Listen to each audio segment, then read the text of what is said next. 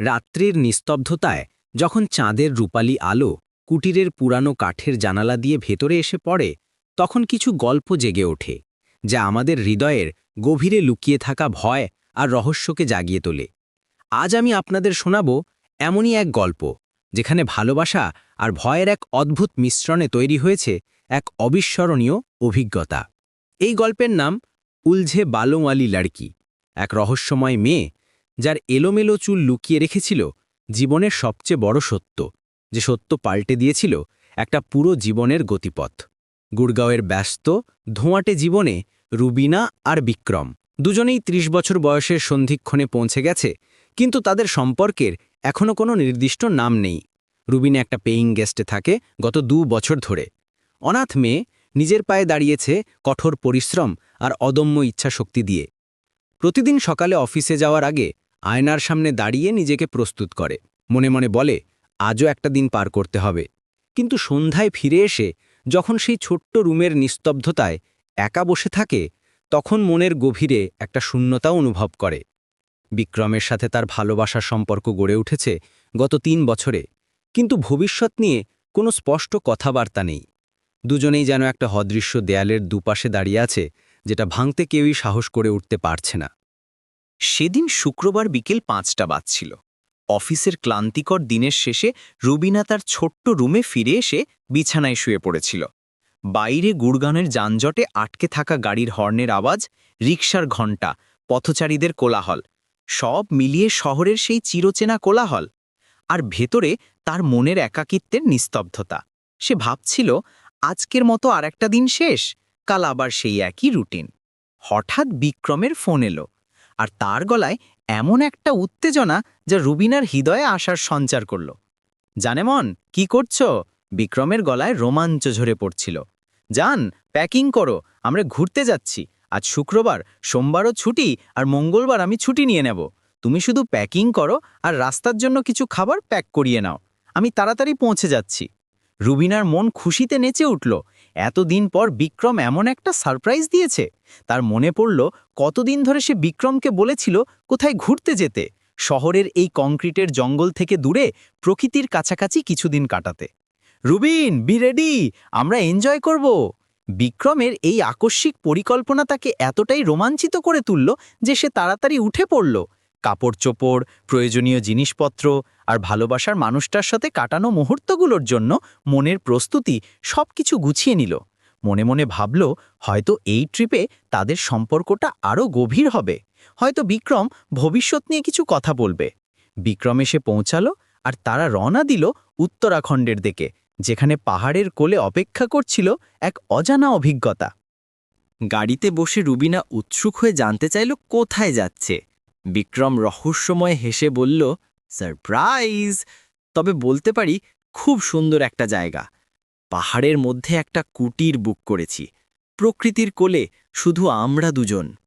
রাস্তায় গাড়ি চালাতে চালাতে তারা নানা কথা বলছিল। বিক্রম বলল সে অনলাইনে এই কুটিরটা ছবি দেখে মুগ্ধ হয়ে গেছে। চারদিকে সবুজ পাহাড়, কাছেই একটা ঝর্ণা, আর রাতে তারা ভরা আকাশ। রুবিনা শুনতে শুনতে মুগ্ধ হয়ে গেল। শহরের কোলাহল থেকে দূরে শুধু তারা দুজন, প্রকৃতির মাঝে, এর চেয়ে রোম্যান্টিক আর কি হতে পারে। রাস্তায় একটা ঢাবাই খেতে গিয়ে যখন তারা সেই কুটিরের কথা উল্লেখ করল, ঢাবার মালিকের মুখ হঠাৎ বিবর্ণ হয়ে গেল। তার চোখে ভয়ের ছায়া নেমে এলো। সে যেন কিছু একটা বলতে চাইছিল, কিন্তু পারছিল না। ওই কুটিরে আপনারা নিশ্চিত?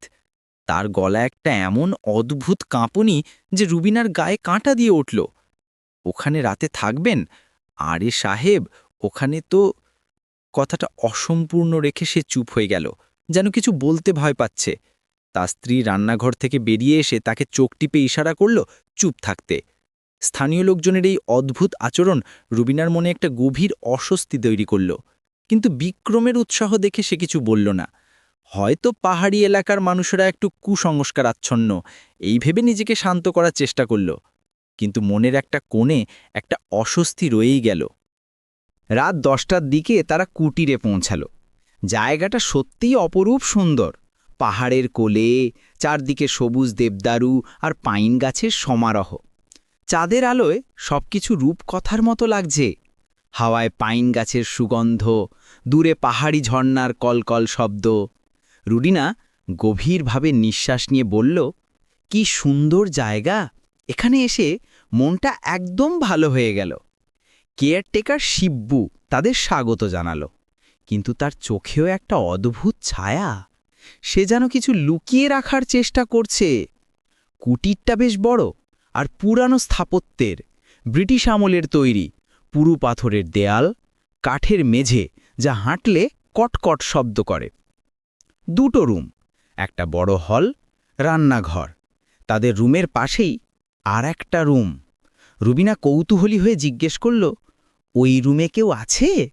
শিব্বু একটু ইতস্তত করে চোখ এড়িয়ে বলল, হ্যাঁ, একটা মেয়ে আছে, সারা নামে, কিন্তু তার গলায় এমন একটা কাঁপুনি যেন সে নিজেই তার কথায় বিশ্বাস করতে পারছে না।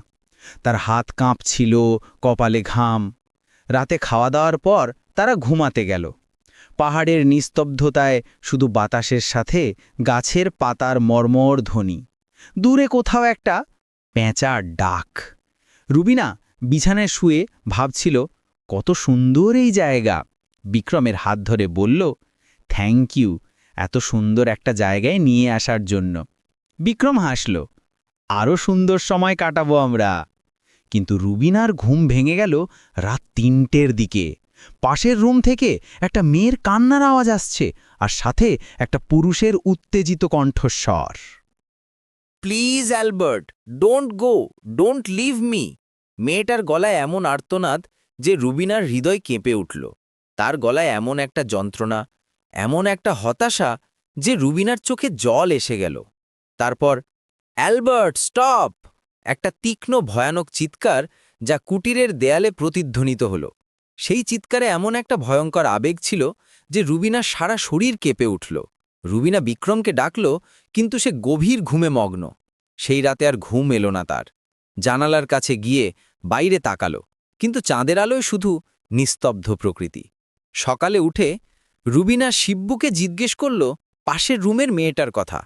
শিব্বু অবাক হয়ে প্রায় ভয় পেয়ে বলল, সাহেব, আমি আমার মায়ের কাসম খেয়ে বলছি, আপনারাই এখানে একমাত্র গেস্ট। আপনারা না এলে আমি নিজেই গ্রামে চলে যেতাম। তার চোখে এমন একটা সততার ছাপ যে রুবিনা বুঝল সে মিথ্যে বলছে না। এই কথা শুনে রুবিনার সারা শরীর ছমছম করে উঠল, কিন্তু বিক্রম হেসে উড়িয়ে দিল। তুমি হয়তো স্বপ্ন দেখেছ, নতুন জায়গায় এসে মনে এরকম হয়, আর পাহাড়ি এলাকায় রাতে নানা রকম আওয়াজ হয়। কিন্তু রুবিনা জানত সে স্বপ্ন দেখেনি। সে যা শুনেছিল তা একেবারে বাস্তব ছিল। দিনের বেলা তারা ট্রেকিং করতে গেল। প্রায় ৩ কিলোমিটার পাহাড়ি পথ হেঁটে একটা মনোরম জলপ্রপাতে পৌঁছালো। জায়গাটা অসাধারণ সুন্দর। উঁচু পাহাড় থেকে ঝর্ণার জল পড়ছে, চারদিকে সবুজ গাছপালা, পাখির কিচিরমিচির। রুবিনা ভাবল, এই সুন্দর জায়গায় এসে তার মন হালকা হয়ে যাবে। কিন্তু সেখানেও তার অস্বস্তি কাটল না। সেখানে রুবিনা আবার সেই মেয়েটাকে দেখল। এলোমেলো কালো চুল বাতাসে উড়ছে, ফ্যাকাশে মুখ, চোখে গভীর দুঃখের ছায়া। মেয়েটার চোখে এমন একটা আকুতি, এমন একটা হতাশা যে রুবিনার মনে দয়া হল। মেয়েটা রুবিনার দিকে তাকিয়ে একটা বিষণ্ণ হাসি হাসল, তারপর যেন বাতাসে মিলিয়ে গেল। সে এমনভাবে অদৃশ্য হয়ে গেল যেন সে কখনো সেখানে ছিলই না। রুবিনা বিক্রমকে বলল, কিন্তু সে কিছুই দেখেনি। তুমি হয়তো ক্লান্ত হয়ে গেছ, চলো ফিরে যাই। কিন্তু রুবিনার মন থেকে সেই মেয়েটার ছবি যাচ্ছিল না। তার চোখে এমন একটা আকুতি ছিল যেন সে কিছু বলতে চাইছে, কোনো সাহায্য চাইছে। রুবিনা ভাবল, হয়তো মেয়েটা কোনো সমস্যায় আছে, হয়তো তার সাহায্যের দরকার। সেই রাতে আবার সেই কান্নার আওয়াজ, এবার আরও স্পষ্ট, আরও ভয়ানক। রুবিনা সাহস করে উঠে পাশের রুমের দরজার কাছে গেল। দরজা বন্ধ, কিন্তু ভেতর থেকে স্পষ্ট আওয়াজ আসছে, অ্যালবার্ট, তুমি আমাকে ছেড়ে যেতে পারো না, আমি তোমার ছাড়া বাঁচতে পারবো না। মেয়েটার গলায় এমন একটা আকুতি, এমন একটা ভালোবাসার আর্তনাদ যে রুবিনার চোখে জল এসে গেল। তারপর একটা ভয়ানক চিৎকার, কিছু পড়ে যাওয়ার আওয়াজ, যেন কোনো ভারী জিনিস মেঝেতে আছড়ে পড়েছে। একটা থুরথুর শব্দ, তারপর আবার নিস্তব্ধতা।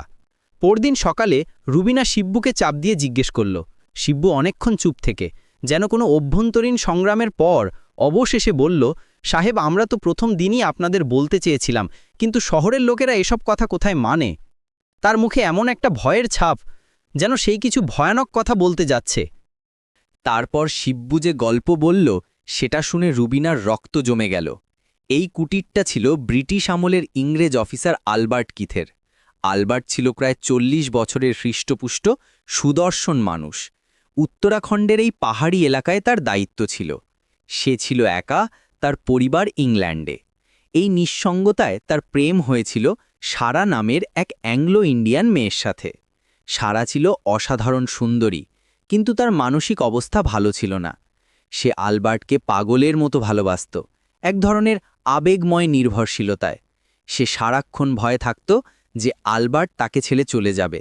আলবার্ট যখন ইংল্যান্ড ফিরে যাওয়ার সিদ্ধান্ত নিল, সারা পাগল হয়ে গেল। সে আলবার্টকে অনুরোধ করল, কান্নাকাটি করল, কিন্তু আলবার্ট তার সিদ্ধান্তে অটল থাকল। তার পরিবার, তার কেরিয়ার সবকিছু ইংল্যান্ডে। সে সারাকে বুঝিয়ে বলল যে এটাই ভালো, কিন্তু সারা কিছুতেই মানতে পারল না। সেই ভয়ানক রাতে সারা রান্নাঘর থেকে একটা ধারালো ছুরি নিয়ে আলবার্টের রুমে গেল। তুমি যদি আমাকে ছেড়ে যাও, তাহলে আমিও তোমাকে ছেড়ে যেতে দেব না। আলবার্ট বুঝতে পারল সারার মানসিক অবস্থা বিপজ্জনক হয়ে উঠেছে। সে সারাকে শান্ত করার চেষ্টা করল, কিন্তু সারা তার কথা শুনল না। ভালোবাসার নামে এক ধরনের অন্ধ আবেগে সে ছুরিটা আলবার্টের বুকে বসিয়ে দিল। আলবার্ট চিৎকার করে পড়ে গেল, রক্তে ভেসে গেল পুরো রুম। সারা আলবার্টের মৃতদেহের পাশে বসে কাঁদতে লাগল। আলবার্ট, আমি তোমাকে ভালোবাসি, এখন তুমি আমাকে ছেড়ে যেতে পারবে না। তারপর সেই একই ছুরি দিয়ে নিজের গলা কেটে আত্মহত্যা করল। দুজনের রক্তে ভেসে গেল সেই রুম। শিব্বুর এই ভয়ানক গল্প শুনে রুবিনা সারা শরীর কাঁপতে লাগল। তারপর সে কাপা গলায় জিজ্ঞেস করল। শিব্বু গম্ভীর হয়ে বলল, তারপর থেকে এই কুটিরে সারা আর আলবার্টের আত্মা ঘুরে বেড়ায়। সারা এখনও আলবার্টকে খুঁজে বেড়ায়। যারা এখানে আসে তাদের কাছে সে সাহায্য চায়। সে চায় আলবার্ট যেন তাকে ছেড়ে না যায়। প্রতি রাতে সেই একই ঘটনা ঘটে। সারা আলবার্টকে অনুরোধ করে, তারপর তাকে হত্যা করে, তারপর নিজেও মরে যায়। এটা চলতেই থাকে। সেই রাতে রুবিনা ঘুমাতে পারল না। বিক্রম গভীর ঘুমে, কিন্তু রুবিনার চোখে ঘুম নেই। সারার সেই ভয়ানক গল্প তার মনে ঘুরতক খাচ্ছে। হঠাৎ রাত 2টোর দিকে তার মনে হলো কেউ তাকে ডাকছে। সে উঠে জানালার দিকে তাকালো। চাঁদের রূপালী আলোয় দেখল সারা দাঁড়িয়ে আছে।